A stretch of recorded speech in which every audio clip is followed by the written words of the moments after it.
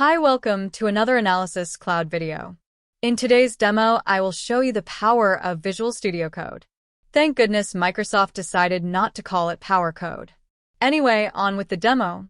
Visual Studio Code uses a new functionality called MCP servers.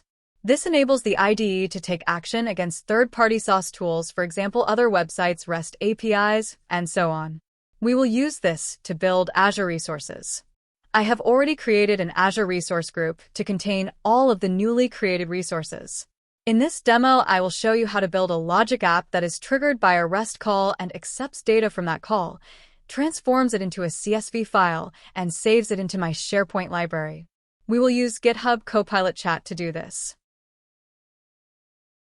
Let's examine the prompt that was used to build this project. In Microsoft CoPilot, I entered the following short paragraph.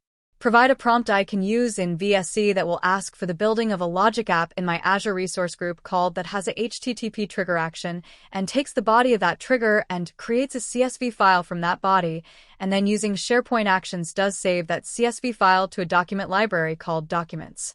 Here is the URL of the Documents library.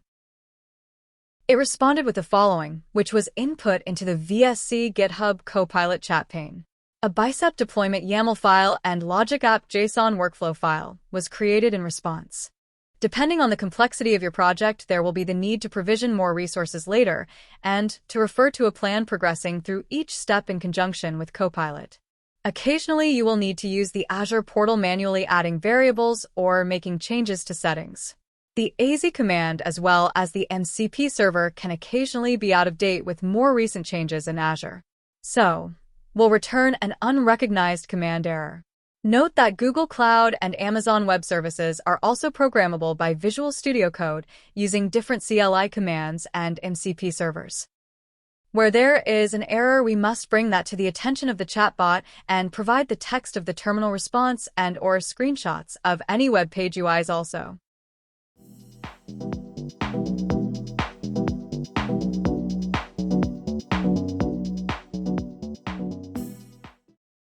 Here, in the demo, we can see our logic app resource was deployed to Azure.